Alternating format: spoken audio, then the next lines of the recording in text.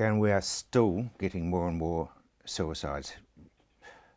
Why? I'm going to simplify it, Rob, and keep it to two main reasons. Reason number one is our sense of self-worth or value is tied to what we have. For instance, often people I'll say to my clients, well, finish the sentence for me. I'm good enough if, or I'm good enough when. And the answers I get are like, well, if I've got a partner who loves me, or if I've got a house, or if I've got a good job, or if I've got this much income. And the problem with that is if we haven't got that, then consequently we're not good enough.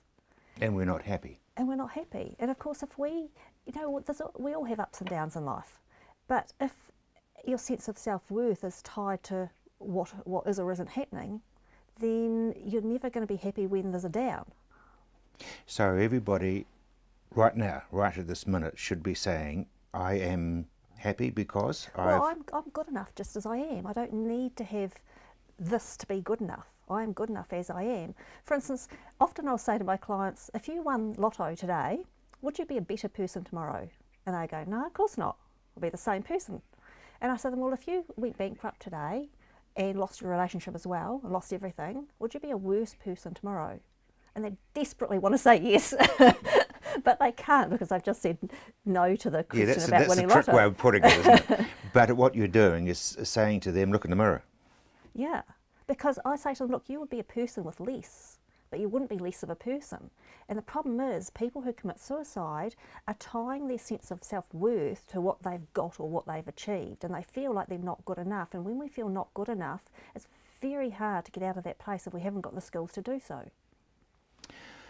Thank you, because you're actually making a lot of sense, and a lot of people will be starting to relate to this, because you get a young farmer, married, children, and all of a sudden he goes and does something stupid. What we call stupid, but he's a passenger at that point. Yes, he's possibly thinking, well, what will my friends, my colleagues think? What will people will judge me? Because if we judge ourselves, we just assume that other people will judge us just as harshly, but normally we judge ourselves more harshly than anyone else.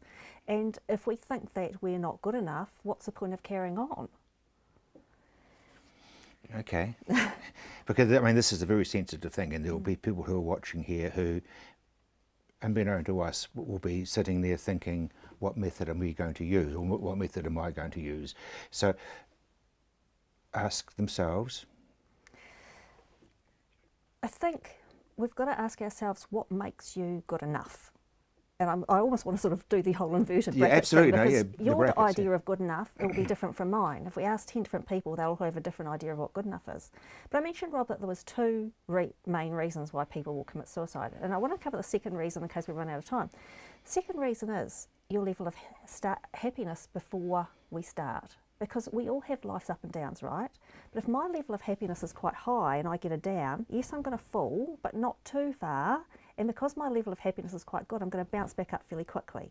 But someone whose level of happiness is already low, when a down happens, they're going to fall right to the bottom, and they're not going to know a way of getting back out because they haven't got those skills. So the answer to not, if, say for instance, both of us went through the same horrendous situation, say we both lost our jobs and our relationships, then you and I would behave quite differently, as would, 10 different people in the room would behave differently, because we've all got different starting places. So the answer is to increase your level of happiness and resilience first before the bad times happen. I found in my history that when things start going wrong, it goes real wrong. You'll get one whack around the ears, and the next thing you know, you get another one and another one and another one. And it always seems to come one after the other. And are we attracting negatives because we are? We can. If we expect the worst, well, I'm a great believer in the law of attraction. You get what you expect, what you think, what you believe, and what you expect. Researchers have found that people who have a high level of happiness or resilience, when something bad happens, they see it as one part of the jigsaw, not the whole jigsaw. And they see it as short-term, not long-term. Whereas people who have a lower level of happiness when something bad happens, they see it as all-encompassing, like the whole jigsaw, and they see it as long-term and permanent. Okay, I mean, there's a line that I use, which is, to trip and fall is is life. Getting back up again is living. Yes. But it's not easy. No, it's not.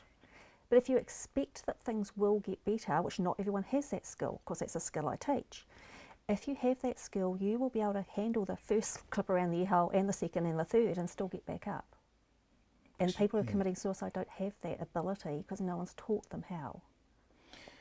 Okay, that is a major point. Nobody has taught them, A, to be happy, but B, how to get back up again. Yes. And it's, I've been down there, it's black. Mm-hmm. And it is a learned skill, as we know. You've heard me say that before. Only 10% of your happiness has anything to do with what's happening in your life. So yes, bad stuff happens that's going to bring you down, but that's got only 10% of your happiness. The rest is under your control if you've been taught how. And if your parents didn't teach you, how could you know? There'll be people waiting for this big flash of light. They're hearing what you're saying. They're saying, yes, you can learn, but they're waiting for the flash of light. What's the flash of light? Well, if I can give a shameless plug, this is what I help people to do. Go to my website, setfree.co.nz. Setfree.co.nz. As in open the cage door and set the bird free, because not everyone understands my my accent, which is a good Kiwi accent, but the Americans and the Australians don't always understand it. So setfree.co.nz, and there's information there about how you can get help. And of course there's my book, shameless plug again, which actually teaches people how to be happy. Because you can learn. You can learn, absolutely you can learn. But you need to learn before the bad times. Well, it's not too late if you're going through bad times now, but get help now, don't wait. Because it's actually really, really important. You've got to have that high level of happiness and resilience before you get clipped around the ear hole a few times. The other thing, I guess, is to walk away from drama and those who cause it. Definitely you want to be around people who are happy. There's some really interesting research that shows that if you live within about 20, this is American research, if you live within about 2 miles of someone who's happy, you are happier. That is weird, right? So if that's true, just your neighbours, it makes more sense to associate yourself with positive, happy people. So when stuff goes wrong, they are also able to help you up and say, look, it's not going to last. Things are going to get better. And this doesn't mean anything about you. Karen, thank you very much indeed. You're welcome. If we have saved one person's life, I hope so. it's been well worth it. Yes.